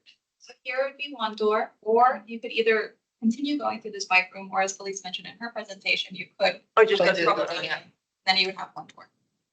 And then we haven't spec'd all the doors specifically, but we could think through like You what might would want be to the consult with easier Chris on that. ones, and how what would be It's problematic manageable if for they're folks with not the bike easy. to be able to have. Right. Just not there. And there's obviously no shower facilities or anything because they live here. Right. Right. Okay, that's it for now. Thank you. Yeah. Sorry, I had some quick questions about all the ramps in the parking garage. I'm really curious about that. Is this all responding to grade? So, and I'm gonna drive in, so I go up about a foot to level 2 feet, to level from 31, I'm guessing. It didn't show up on the drawing, to level 33. Then I go up again to 34 at the corner, and that's just because of the lobby. Then I go back down to 30. That's a significant drop. So why can't we make this level? Just seems like a lot of ramping, and it's more curious. A lot of it has to do with the existing topography. Uh-huh. Estimation, clear sites that we can provide. So you're avoiding steps essentially between the different levels of the. Yeah, and it's not that, I mean, it says 4 feet, but it's such a long. Right. It's a pretty gentle, it's less than. 1 in 20 at least. It's less than 5%. Okay. Yeah, I was just a little curious about it. That's good. Thank you. My comments are, first of all, the back room is great. Having that right there, just roll right in is great. We really like that. We've seen that in other site plans. So, yeah, good right there. I already aligned myself with Commissioner line about the sidewalk width. It's that doesn't look too good. The ramp removal, I'm all in with the ramp removal. Actually agree. We need, though, I think, and this came up at the last SPRC, that there are more people pedestrians using that bridge, that viaduct, than I think any of us had ever realized. And as part of this, we can't ignore that. If that ramp comes down, there is a sidewalk on that ramp that people do use to come from the airport. And walking all the way to Route 1 and then back, the best solution to this. If we can find a way as part of the ramp coming down to improve that pedestrian experience up there. I know we're gonna have, CC to DCA, but this is a good second pedestrian accessibility to the airport, which is good. And if we can find a way to get people from that viaduct down to Crystal Drive, I think that would be, I'd feel a lot better about all of this if we could put something like that in place. I don't know if anybody's ever done, and I think this came up at the last meeting, anyways, on a pedestrian count, how many people actually use it on an average day. It's clearly, when the viaduct was first built, it wasn't intended for pedestrians, and it now is, because there's a pedestrian ramp at Route 1. There's, it's clearly striped forward in a lot of ways, so people are using it. And it's something that I don't think we should ignore when we take down the ramp, because the ramp really should go. I really would like to have a pedestrian facility to replace that of some type. So anyway, that's my view on the ramp itself. But yeah, having the ramp go has been part of the sector plan since the sector plan was done. That's long term has been there. Parking and loading, I have no concern about moving it from one end to the other. I do find the intersections, both at Crystal Drive and at the parking and loading, a little wonky. I think Chris Slat's comment about having the driveway across the street, across Crystal Drive, how does that interact with the with this entrance? It really is a little bit odd, but that's an old building. Presumably, if it redevelops, we want to relocate that garage entrance anyway, because it is a fairly old building. Presumably, it's not going to be here 20 years from now. But I'd like to know a little more about how we expect that intersection of the tunnel, the access road, and the loading dock and the garage entrance. How's that going to work? Because it is a very odd looking intersection there, and I'm not sure people are going to be how well people will figure it out. I don't think there'll be a lot of pedestrians walking there, fortunately, but still, it is a bit odd. Oh, and as part of that, and this came up about bicyclists using that access alley road along the eastern edge of that entire site goes quite far back. I've driven it. It goes along all those buildings back there. Is that a public right of way or is that private? Do we know? That's a private service. It is all private. Yeah. But anyway, so if you could address that how this is all going to work. Do you want to talk about some of those things that we've been discussing with DS? Yes, I think it's got a little more refined since I think some of the earlier slides. So I think slide gets just a little bit past these two slides after this one. Yeah, this one. Yeah. So yeah, if we zoom in a little bit, I think yeah, like you said, there's a lot happening there between the tunnel and the service drive access and then the loading and parking. So what we started to look at is just adding stop bars to make sure that it's clear. So we've got stop bars for everyone coming from the service drive that does extend kind of back behind those existing office buildings and the parks block. So if you're coming southbound on the service drive, you would get a stop bar. Same thing, you would stop if you're coming out of the parking garage. Yeah, right there where the cursor is. And then similarly, if you're coming kind of to the service drive from Crystal Drive, a stop there as well. But kind of that Y intersection, just so that everyone is clear and everyone is stopping to look and see what's happening. We've also added some striping in front of the loading area just to define the service drive a bit more, so that it's not just kind of a wide open pavement where there's kind of a free for all.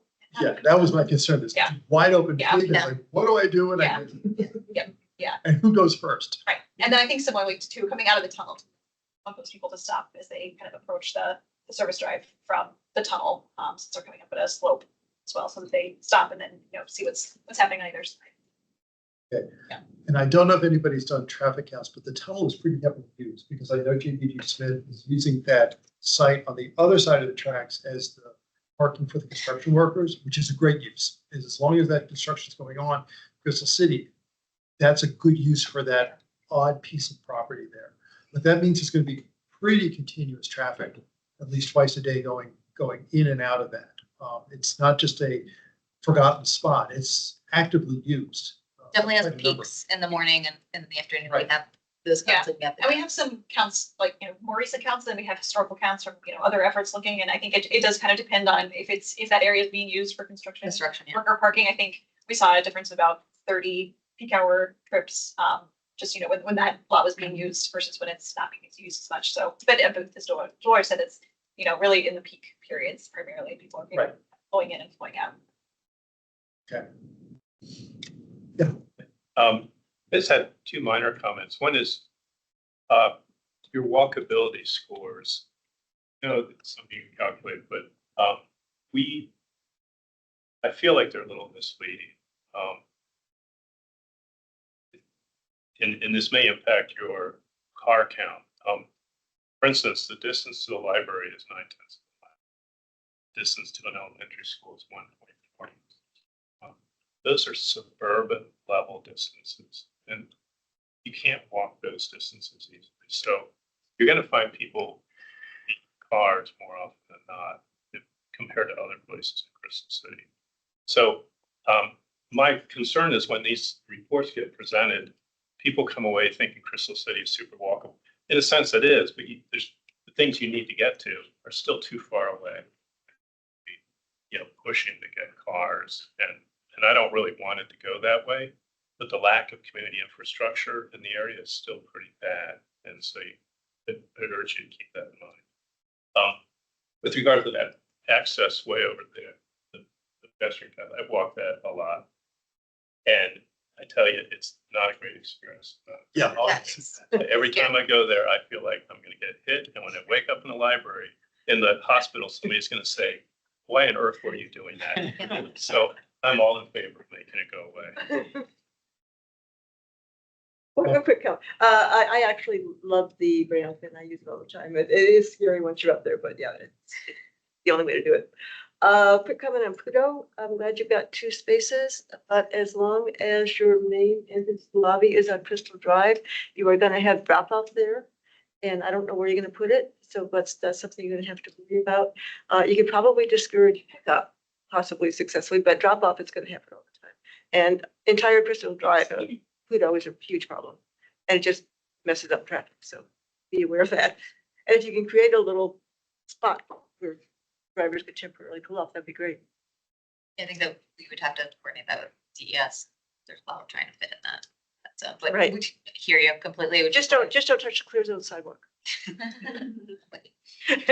Thank you. Yes, John. Just comments and questions on about the parking, reducing it and using an auxiliary building for some of the spaces makes a lot of sense for parking. So kind of applaud doing that. And the EV charging, I mean, the 15% is really pretty minimal as to what we're looking to in the future. So what are you actually looking at in terms of what kind of designing it so that you can put in extra charging infrastructure over time to meet what is going to be a growing and could be an exponentially growing demand for charging? I realize Dominion's a problem on these issues, and I hope that's something that the county will really engage in and work with their local jurisdictions, our legislature, to try to improve the relationship and the responsiveness of Dominion on some of these demand needs. But the other thing to think about in terms of the design too is start to think about the batteries in cars as being as energy storage. And it can be a two-way system, and it can help and actually helping with load balances during and keep the grid more stable and more resilient.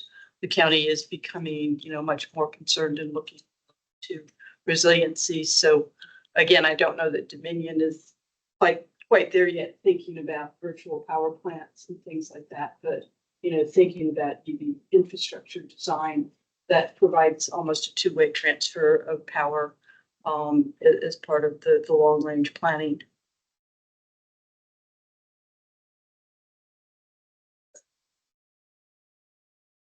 Yeah, following up on that. So will you have the ability to have, even if they're not in place now, have the ability to run to additional parking spaces, that you have everything ready to go to push wires? Yeah. And have space for additional transformers if necessary, that you don't have to have them in now, but the space is there when it's needed. So I think with all of our developments, we do kind of the current, what we will have at development, and then what are the EV ready spaces for future proofing. So that's absolutely something that we think through. And do you want to talk about specifically the garage itself and how we have offer that? No, is the EV just the 15%, EV ready, just 15%? Okay, GDI. Because I'm saying 15%. We tend to recommend 50% EV ready spaces. Just because we're expecting that's what the kind of cars people are going to be driving. Definitely study that. Yeah, we just not have it at 50%, but Yes, but start thinking about how you're going to, because you're going to have renters that are going to need that and going to expect that. And I'm very happy that you're getting rid of one level and looking to use parking that already exists. Crystal City is so open that using those existing spaces is really, we're really happy whenever you do. So yeah, thank you on that. Transportation, anything else anybody else needs to? Sure. Just a final comment about the ramp. We understand that it is being used today. And, it's one of the 3 directions off of the viaduct out of the airport. With the urban boulevard development, changes kind of some of the geometry that heads north from the airport. That's why we were kind of asking for the traffic study to understand the impacts of the ramp removal.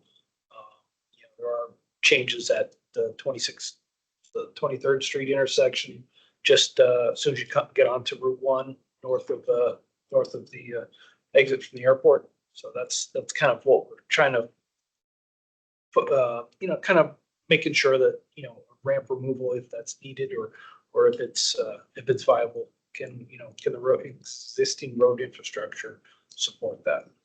Yeah, I figured VDOT's going to be looking into that since they own it. So that's their job, not really ours. Right. Mm-hmm. So I think they're the people you really need to be talking to on this. Yeah. We've been in communication with VDOT specifically about the studies that you guys requested. So we've got scoping meetings. Yep. Now. Okay, can we now move on to community benefits? Oh, Nick, I'm sorry, go ahead. Thanks, Jim. Just one quick comment. I want to reinforce the messages from Chris Slatt and Pam Van Hine on pedestrian and bike access. I think that's really important. Also want to comment on the 54 spaces that are off-site.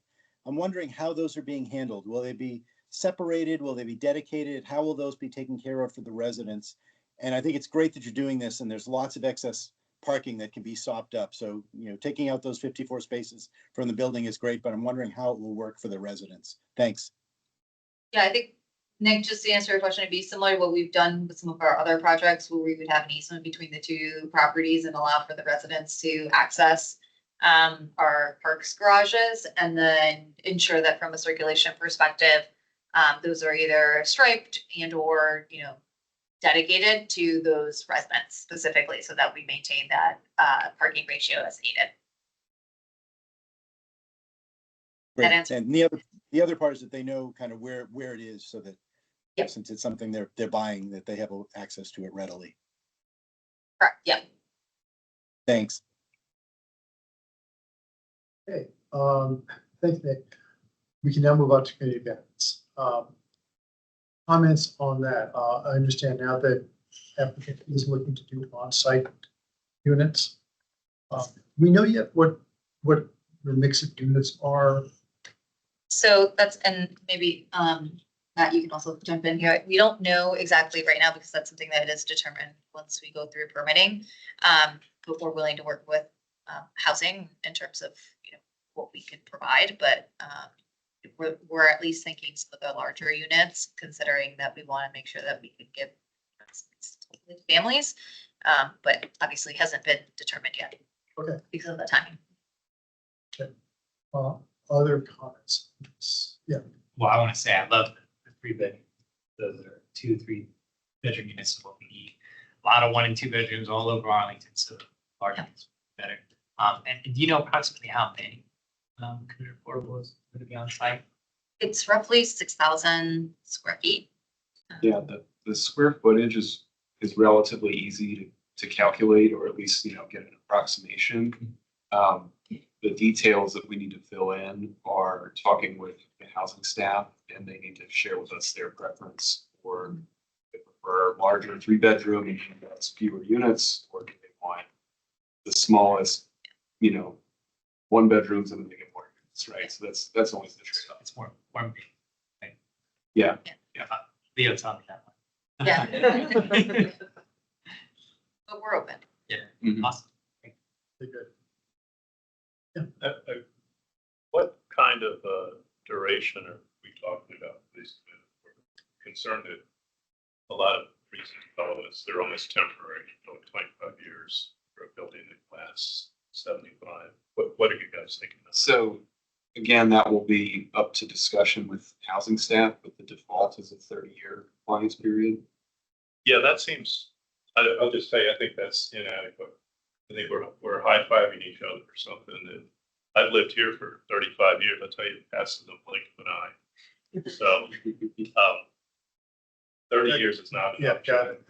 Though I sort of look at the stick-built buildings as sort of 30-year lifespan anyway. I think they're gonna last. Don't be there.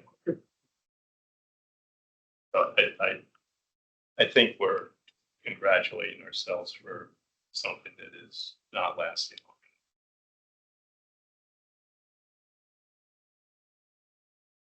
long. Kind of a comment and a question. I was watching the board meeting last night, and for the Joyce Motors, apparently they cut the 3-bedroom apartments that they were doing, and they were asked why. And they said that a lot of people, for the prices that they had to pay for a 3-bedroom, they wanted to get a house. And I hadn't thought about that. And but my next question is, okay, you are doing affordable housing. What does that mean? And do you have a specific AMI? Are you dealing with AMIs at all? Yeah, again, the default for the standard benefit is a 60% AMI unit. Okay. But again, housing could say, we want 1 unit at 40% and 1 unit at 80. On a net basis, maybe we end up in the same place, but we maybe have at least a unit cheaper affordability. Those are all kind of discussions that we'll have with the housing staff. Okay, that was not clear the last time that we raised that question, so thank you. That's helpful. Online, Tarsi, and then Karen. Tarsi, you're first. Yeah, hi. I just want to pick up on the questions around the AMI and the size and type of the units for the affordable housing. And just one, I guess, question or consideration to include would be where those units are actually placed or sort of within the building. So they're not sort of the least desirable closest to the train tracks, or they're all kind of on the ground level near. I mean, it would just be nice to make sure that the quality of those spaces is not relegated to the least desirable spot in the building. Yeah. Go ahead. After you. I was gonna say, in terms of where our larger units are, the 2s and the 3 bedrooms are at the corners. So it's actually the more desirable locations. And again, it's up to the housing staff and what they request, but we're willing to work with them on that one. Yeah. Great, thanks. When we execute the agreement with housing staff that locks in the affordability, there's actually a map that shows where they're located, and staff gets very in the weeds to make sure they're not being relegated to one part of the building, being spread out appropriately. Accessibility. Karen is first, and then Karen, you're up next. Oh, I actually, I just, everyone else sort of mentioned what I wanted to mention about AMI and everything. So I don't have anything else to say. Thank you. Thank you. Pam, it's your turn then. Yeah, just a quick question about accessibility, accessible units. Or do you have a bunch on the first floor and everything is universal design and all that good stuff? And how many units or percentage of units are fully accessible? Everything in the building itself is ADA compliant. All the units are fair housing. That's the federal standard. So, and then 2% of the units would be enhanced.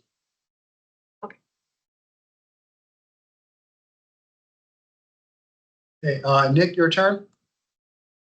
Thanks, Jim. I have a question about the open space. There's currently a fairly large open space that's been there for some time.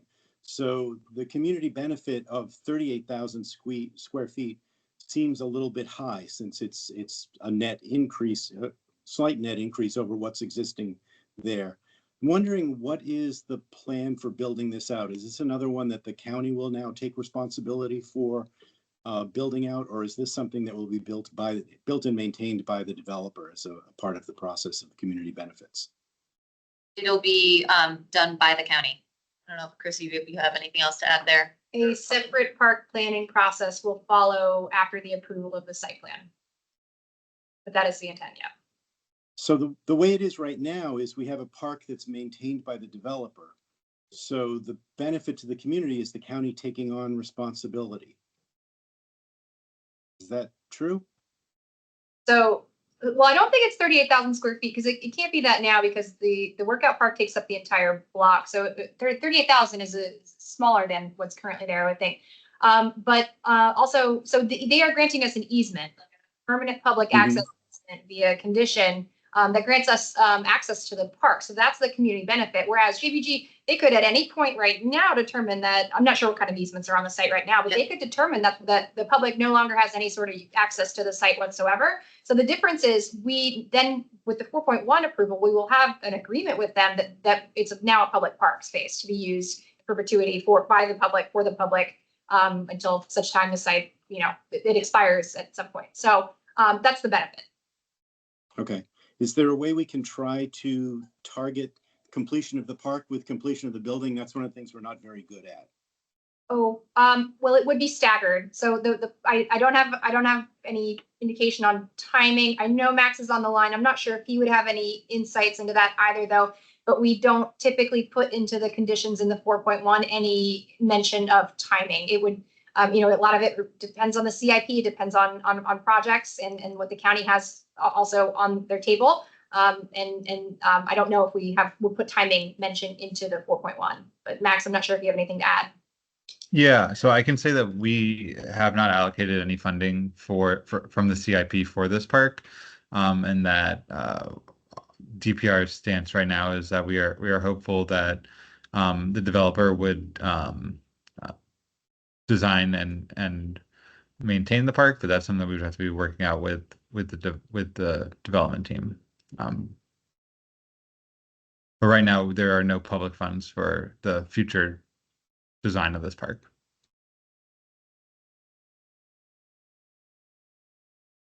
Okay, thank you. Thank you. Do we have any other comments on community benefits? We can move on to sustainability and biophilic design.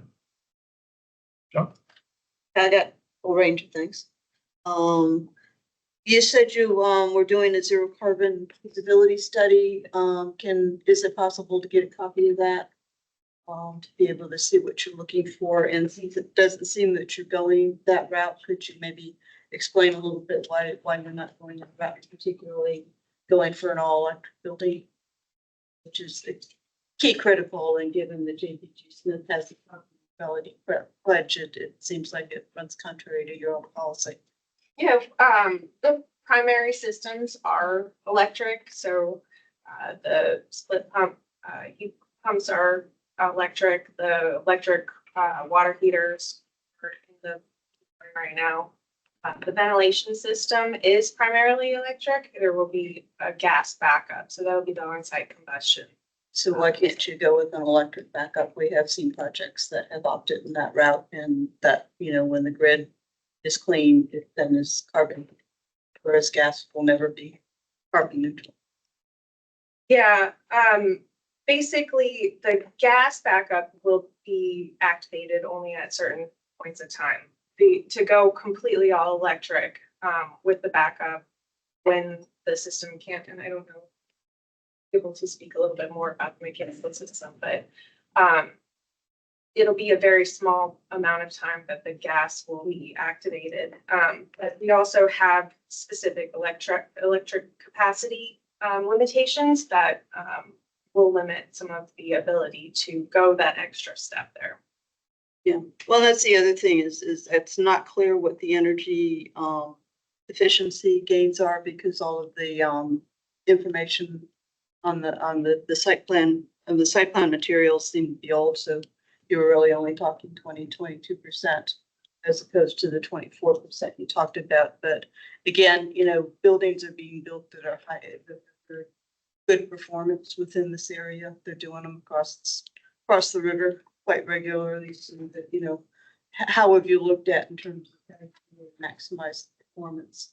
And that actually will end up reducing the overall load that you have to worry about. Electricity as well. Yeah, the current energy model is showing a path to 24%. That's the path we identified to meet the green building incentive policy. Of course, during the whole design process, we'll be identifying opportunities to further make additional reductions. Yeah, because again, 24, again, buildings are doing much better than that. So, you know, if you're designing from the start, you really can kind of target that. The other is you're, you know, kind of looking at other options for hot water heat is to heat pumps centralized. And I think now you can actually get tankless heat pumps that, you know, use fraction of the space that other centralized systems use. And again, you get the efficiency gains from heat pumps that you don't get from electric resistance. I mean, I recognize that there are challenges of putting heat pumps in buildings that, again, that's a design issue of not designing for the front to make sure you have that ventilation, but look at other options that are centralized. So again, it's maximizing energy efficiency first, and then whatever kind of building envelope performance aspects are. So, and then it did also mention, I'd like to have, you know, kind of what are you looking at in terms of reducing embedded carbon and what the targets are that you have for that? Because again, that's something that's only now really been discussed and is pretty critical because it's a key part of carbon in buildings. Yeah, part of the LEED process will do a life cycle assessment of the whole building, look at the materials of the structure and enclosure, particularly focusing most likely where the major impact areas are, which would likely be concrete. We'll be providing the requirements to the design team to achieve a target of at least 10%. Corporate goals is to achieve a higher percentage. Yeah. So yeah, again, we'd really appreciate the zero carbon feasibility study and any updated energy modeling.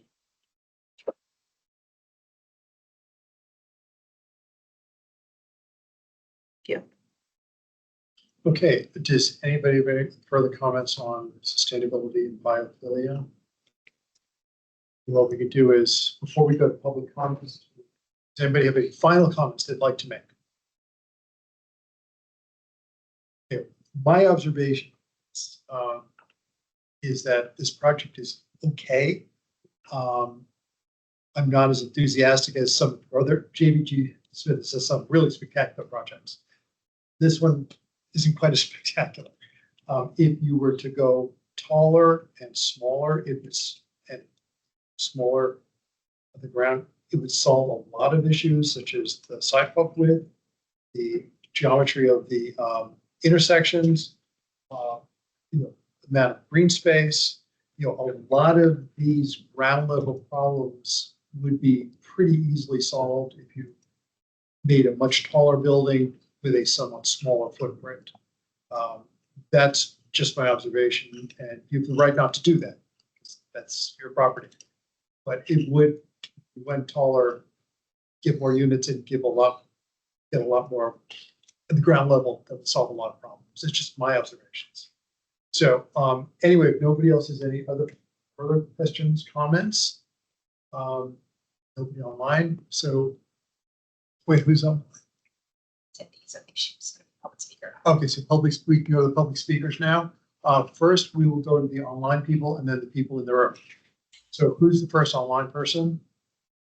First up, we have Mr. Byrne. Okay, Bernie Byrne, you are up first. You have 2 minutes. Unmute yourself. Yep, thank you. Can you hear me? Yes, we can. Okay. The project site plan contains a conceptual landscape plan that provides the numbers, locations, and species of trees. However, this plan lacks any such information for any other plants. Well, to allow for a public review of this information, the applicant must submit landscape sheets that contain the numbers, locations, and species of all proposed shrubs, ground covers, forbs, and other perennials before the planning commission considers this site plan. To help restore the county's the decreasing monarch butterfly population and comply with the county board's 2016 monarch pledge, the roof, courtyard, street level open space, and tree trenches and park should contain much common milkweed, Asclepias syriaca. Common milkweed is the most important food plant for monarch butterfly caterpillars in the northeastern, and midwestern United States. The list should contain many other native plants that are nectar plants that are native to Northern Virginia and nearby areas that support pollinators. The list should not contain any plants that are not native to the area, although the applicant's presentation suggests this. The plant list should contain few ornamental grasses and sedges, less than 25% of the total plants. Grasses are wind pollinated and do not produce nectar. Adult butterflies, moths, hummingbirds, and many other pollinators feed only on nectar. Grasses and sedges do not feed them. The list should not contain any cultivars unless they are more resistant to disease than their native parents. Many cultivars are sterile, have flowers that are deformed, don't attract native pollinators, or are toxic to pollinators. The Valley Forge American elm, which they are proposing to plant, failed in the National Elm Trial. There's only about 50% died within 10 years of planting. All planted areas must be elevated or protected from dogs and people by low fencing. The project lacks biophilia. It needs native plants climbing from the ground and ledges, and the dog runs out of her first will release toxic microplastics into the air. Thank you. Thank you. Who's next up? All here. Okay, there's nobody else online. Number 3, we have Claire. Number 3. Why don't we first do the online? Oh, okay. Claire, you're up next. Hi, I'm representing Parks and Recreation Commission. I'm not a public speaker. I just had a question about the sustainability topic that we were discussing previously. I don't know if it's too late to ask a question. Well, actually, the public comments, then we can get to you. Since you're a commissioner, you actually should have been talking with us the whole time. This is true. Right. Yeah, I couldn't get my microphone to unmute. Yeah, that's a problem, isn't it? If you could just hold on a moment. Mr. Cook, you're up. As I mentioned last time, I will say I'm an employee of the Airports Authority, work at DCA, but I'm speaking strictly for myself. I am not the Airports Authority. Should be pretty quick because I think everything I was going to mention has been previously mentioned. First being what Chair Lantelmi mentioned, people use the sidewalk up the ramp to go over to DCA. Whatever resulting of this project, but however this project gets constructed, there needs to be connection from Crystal Drive up to the viaduct so that people can continue to go over there. While the C to DCA bridge will be awesome, it serves a different purpose. It'll be great for folks, travelers going to Terminal 2. If you're going to Terminal 1, or if a lot of the workers work in this southern area of the airport. So this needs to be maintained. Excuse me. 2, I also agree with what Commissioner Slatt mentioned about the left turn lane on Crystal Drive. That completely ruins the streetscape, the street layout. We really need to consider eliminating that, and so that space can be reallocated. And finally, as Chair Lantelmi mentioned, integrate the boulder garden with under the viaduct into this design. I mean, we have in Arlington have done a poor job of sort of having continuity between these pop spaces, between projects that are adjoining, and so they don't work well as a whole. Consider working with the office building owner to put the the pet area under the viaduct, that's where would be awesome. It would be a community benefit to put the pet or the dog area under the viaduct, because you won't have any worries about them disturbing trees. Time's up. Thank you. Okay. Parks and Rec, you do not have a time limit of the SPRC. Thank you. My question is about if there is any mechanisms within the project that will serve to maintain that new landscape area zone as well as that Green Street area. And if you could elaborate a little bit on that. And additionally, who is responsible for the maintenance and the watering of these green spaces? Sure. In terms of the watering and the maintaining of, the developer would be responsible. You're talking about the 2 new added spaces in the site plan? Correct. Yeah, we would commit to making sure that those are maintained and watered at all times. Thank you. Okay. With that, we've finished our public comment period and we've all made our final comments, and it's 1 minute after 9. So I declare our meeting adjourned tonight. Thank you for coming out tonight.